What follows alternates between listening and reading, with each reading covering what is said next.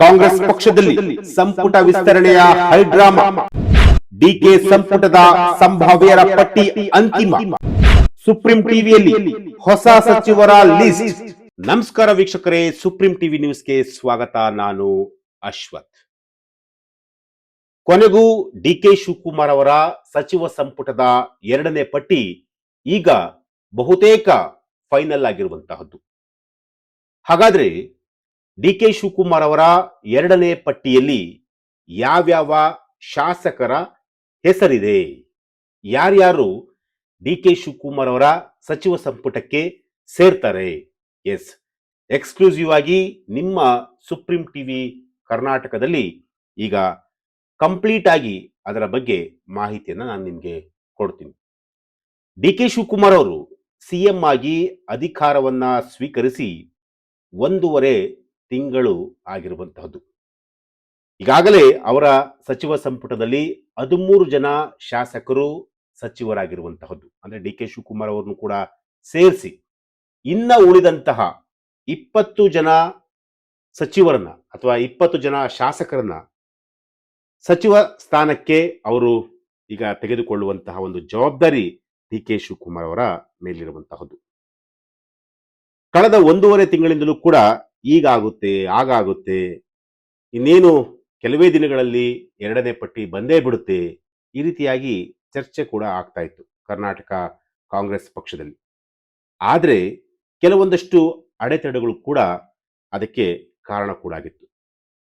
ರಾಜ್ಯಸಭಾ ಚುನಾವಣೆ, ರಾಹುಲ್ ಗಾಂಧಿ ಅವರ ವಿದೇಶಿ ಪ್ರವಾಸ, ಜೊತೆಗೆ ದೆಹಲಿಯಲ್ಲಿ ನಡೆಯುತ್ತಿದ್ದಂತಹ ಪ್ರತಿಭಟನೆಗಳು. ಅಂದ್ರೆ ನೀಟ್ ವಿಚಾರಕ್ಕೆ ಸಂಬಂಧಪಟ್ಟಂತೆ ದೆಹಲಿಯಲ್ಲಿ ದೊಡ್ಡ ಮಟ್ಟದಲ್ಲಿ ವಿದ್ಯಾರ್ಥಿಗಳು ಪ್ರತಿಭಟನೆಯನ್ನು ಕೂಡ ಮಾಡಿದರು.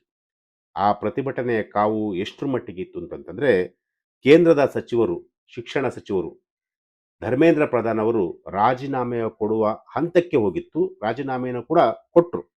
ಈಗ ಕರ್ನಾಟಕದ ಪಾಲಿಟಿಕ್ಸ್ ಅಂದ್ರೆ ಸಂಭಾವ್ಯರ ಪಟ್ಟಿ ಈಗ ರೆಡಿ ಇರುವಂತಹದ್ದು. ಮೊನ್ನೆಯಷ್ಟೇ ಎಐಸಿಸಿ ಪ್ರಧಾನ ಕಾರ್ಯದರ್ಶಿಗಳಾಗಿದ್ದಂತಹ ಕೆಸಿ ವೇಣುಗೋಪಾಲ್ ಮತ್ತು ರಣದೀಪ್ ಸಿಂಗ್ ಸುರ್ಜೇವಾಲಾ ಅವರ ಜೊತೆ ಸಿಎಂ ಹಾಗೂ ಹಿರಿಯ ನಾಯಕರು ಒಂದು ಮಹತ್ವದ ಸಭೆಯನ್ನ ನಡೆಸಿದ್ರು. ಹೈಕಮಾಂಡ್ ಸೂಚಿಸಿರುವ ಕಟ್ಟುನಿಟ್ಟಿನ ಮಾನದಂಡಗಳ ಆಧಾರದ ಮೇಲೆ ಸಂಭಾವ್ಯರ ಪಟ್ಟಿ ಈಗ ಅಂತಿಮ ಹಂತಕ್ಕೆ ಬಂದು ನಿಂತಿರುವಂತಹದ್ದು. ಹಾಗಾದ್ರೆ ಡಿಕೆ ಶಿವಕುಮಾರ್ ಅವರ ಸಚಿವ ಸಂಪುಟದಲ್ಲಿ ಅಂದ್ರೆ ಎರಡನೇ ಸಚಿವ ಸಂಪುಟದಲ್ಲಿ ಯಾರಿಗೆಲ್ಲ ಮಂತ್ರಿಗಿರಿ ಭಾಗ್ಯ ಸಿಗಲಿದೆ? ಎಸ್, ಆ ಒಂದು ಕುತೂಹಲ ಇಡೀ ರಾಜ್ಯದ ಜನರು ಕೂಡ ಇರುವಂತಹದ್ದು, ಜೊತೆಗೆ ಕಾಂಗ್ರೆಸ್ನ ಶಾಸಕರು ಕೂಡ ಇರುವಂತಹದ್ದು. ಸುಪ್ರೀಂ ಟಿವಿಯಲ್ಲಿ ಒಂದಷ್ಟು ಸಂಭಾವ್ಯರ ಪಟ್ಟಿಯ ಲಿಸ್ಟ್ ಕೂಡ ಇದೆ. ಅದನ್ನ ನಿಮಗೆ 1 by 1 ಹೇಳ್ತಾ ಹೋಗ್ತೀನಿ.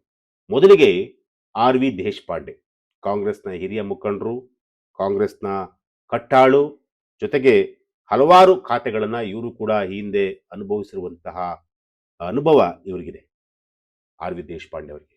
ಜೊತೆಗೆ ಎಚ್ ಕೆ ಪಾಟೀಲ್ ಕಾನೂನು ಸಚಿವರಾಗಿದ್ರು, ಜೊತೆಗೆ ಹಿರಿಯ ರಾಜಕಾರಣಿ, ಅವರ ಹೆಸರು ಕೂಡ ಇರುವಂತಹದ್ದು.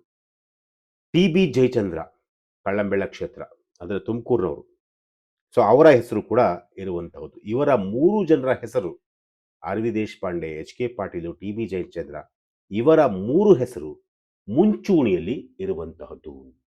ಅದರಲ್ಲೂ ಕೂಡ ಒಕ್ಕಲಿಗ ಕೋಟಾದಲ್ಲಿ ಮತ್ತೆ ಬೇರೆ ಯಾರ್ಯಾರ ಹೆಸರುಗಳು ಇದೆ ಅಂತ ನೋಡೋದಾದ್ರೆ HC ಬಾಲಕೃಷ್ಣ, ಚಲುವರಾಯಸ್ವಾಮಿ, KM ಶಿವಲಿಂಗೇಗೌಡ ಸೇರಿದಂತೆ ಹಲವರ ನಡುವೆ ತೀವ್ರ ಪೈಪೋಟಿ ಈಗ ಏರ್ಪಟ್ಟಿರುವಂಥದ್ದು. ಇದರ ಜೊತೆ ಇವರೊಂದಿಗೆ ಅಪ್ಪಾಜಿ ನಾಡಗೌಡ, NA ಹ್ಯಾರಿಸ್, ಸಂತೋಷ್ ಲಾಡು, B ನಾಗೇಂದ್ರ, ಲಕ್ಷ್ಮೀ ಹೆಬ್ಬಾಳ್ಕರ್, ಜೊತೆಗೆ ಮೊದಲ ಬಾರಿ ಗೆದ್ದಿರುವ AS ಪನ್ನಣ್ಣ ಮತ್ತು ಪ್ರದೀಪ್ ಈಶ್ವರ್ ಹೆಸರು ಕೂಡ ಈಗ ರೇಸ್ನಲ್ಲಿ ಕೇಳಿ ಬರ್ತಾ ಇರುವಂತಹದ್ದು.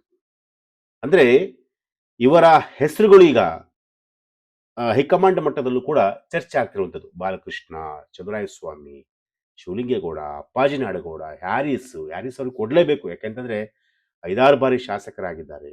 ಯಾಕೆಂದ್ರೆ ಹಿರಿಯ ರಾಜಕಾರಣಿ ಕೂಡ, ಶಾಂತಿನಗರ ವಿಧಾನಸಭಾ ಕ್ಷೇತ್ರದ ಕಾಂಗ್ರೆಸ್ನ ಕಟ್ಟಾಳು, ಅವರಿಗೆ 1 ಬಾರಿ ಆದರೂ ಕೂಡ ಕ್ಯಾಬಿನೆಟ್ ಮಿನಿಸ್ಟರ್ ಪೋಸ್ಟನ್ನು ಕೊಡಲೇಬೇಕು. ಯಾಕೆಂತಂದರೆ ಈ ಹಿಂದೆ ಹಲವು ಬಾರಿ ಅವರು ಶಾಸಕರಾಗಿದ್ದಂತಹ ಸಂದರ್ಭದಲ್ಲೂ ಕೂಡ ಅವ್ರನ್ನ ಯಾರೂ ಕೂಡ ಅಷ್ಟಾಗಿ ಪರಿಗಣಿಸ್ತಾ ಇರಲಿಲ್ಲ.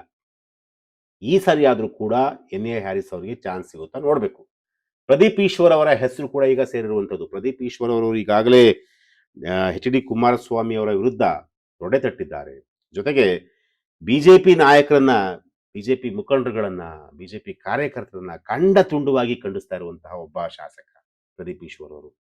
ಜೊತೆಗೆ ಎಸ್ ಪೊನ್ನಣ್ಣ ಅವ್ರ ಬಗ್ಗೆ ಹೇಳಬೇಕು ಅಂತಂದ್ರೆ ಸಿದ್ದರಾಮಯ್ಯ ಅವರ ರೈಟ್ ಹ್ಯಾಂಡು. ಜೊತೆಗೆ ಏನು ಲಾ ಓದ್ಕೊಂಡಿದ್ದಾರೆ, ಒಂದಷ್ಟು ಕಾನೂನು ಪಂಡಿತರು, ಕಾನೂನು ವಿಚಾರಗಳು ಚೆನ್ನಾಗಿ ಅರಿತಿರುವಂತಹ ವ್ಯಕ್ತಿ. ಜೊತೆಗೆ ಬಿ ನಾಗೇಂದ್ರ ಅವರ ಮೇಲೆ ಈಗಾಗಲೇ ಒಂದಷ್ಟು ಅಲಿಗೇಷನ್ ಕೂಡ ಇತ್ತು. ಆ ಅಲಿಗೇಷನ್ನಿಂದ ಅವರು ಈಗ ಕೇಸ್ ಕೂಡ ನಡೀತಿರುವಂಥದ್ದು. ಇದರ ಜೊತೆಗೆ ಲಕ್ಷ್ಮೀ ಹೆಬ್ಬಾಳ್ಕರ್ ಅವರು ಈ ಹಿಂದೆ ಕೂಡ ಅವರು ಸಚಿವರಾಗಿದ್ದರು, ಮತ್ತೆ ಅವರ ಹೆಸರು ಕೂಡ ಈಗ ಮುಂಚೂಣಿಯಲ್ಲಿರುವಂಥದ್ದು.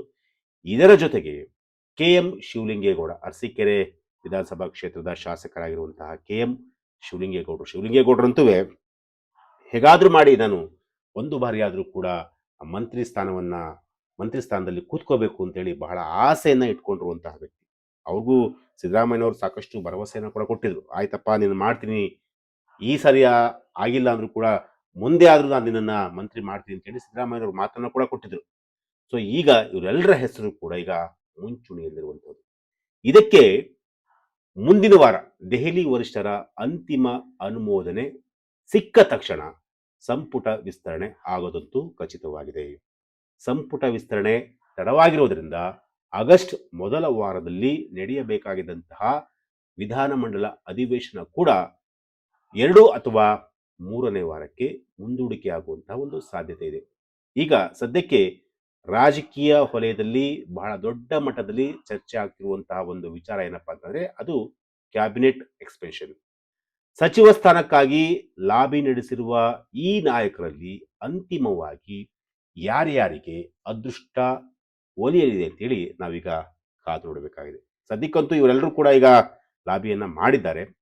ದೆಹಲಿ ಮಟ್ಟದಲ್ಲಿ ದೆಹಲಿಯಲ್ಲೇ ಠಿಕಾಣಿಯನ್ನ ಹೂಡ್ಕೊಂಡು ನನಗೆ ಒಂದು ಬಾರಿ ಆದರೂ ಕೂಡ ನೀವು ಚಾನ್ಸ್ ಕೊಡಲೇಬೇಕು ಅಂತೇಳಿ ಈಗಾಗಲೇ ಕಸರತ್ತನ್ನು ಕೂಡ ಮಾಡಿರುವಂಥದ್ದು. ಆದರೆ ಹೈಕಮಾಂಡ್ ಯಾರನ್ನ ಸಚಿವ ಸ್ಥಾನ ಕೊಡ್ತಾರೆ ಅದು ಬಹಳ ಮುಖ್ಯ ಆಗಿರುತ್ತದೆ. ಡಿ ಕೆ ಶಿವಕುಮಾರ್ ಅವರ ಒಂದು ಬಣ, ಸಿದ್ದರಾಮಯ್ಯ ಅವರ ಬಣ, ಹರಿಪ್ರಸಾದ್ ಅವರ ಒಂದು ಬಣ, ಮತ್ತೆ ಮಲ್ಲಿಕಾರ್ಜುನ ಖರ್ಗೆ ಅವರ ಒಂದು ಬಣ, ಮತ್ತೆ ಹೈಕಮಾಂಡ್ ಅವರ ಒಂದು ಲಿಸ್ಟ್. ಇಷ್ಟೂ ಲಿಸ್ಟಲ್ಲಿ ಯಾರಿಗೆ ಚಾನ್ಸ್ ಸಿಗುತ್ತೆ ಅನ್ನೋದೇ ಈಗ ಪ್ರಶ್ನೆ ಆಗಿರುವಂಥದ್ದು. ಎಸ್, ಇದು ಇವತ್ತಿನ ಒಂದು ವಿಚಾರ. ನಾಳೆ ಮತ್ತೊಂದು ವಿಚಾರದೊಂದಿಗೆ ನಾನು ನಿಮ್ಮನ್ನ ಭೇಟಿ ಆಗ್ತೀನಿ. ನಿರಂತರ ಸುದ್ದಿಗಾಗಿ ನೋಡ್ತಾ ಇರಿ Supreme TV news. Thank you.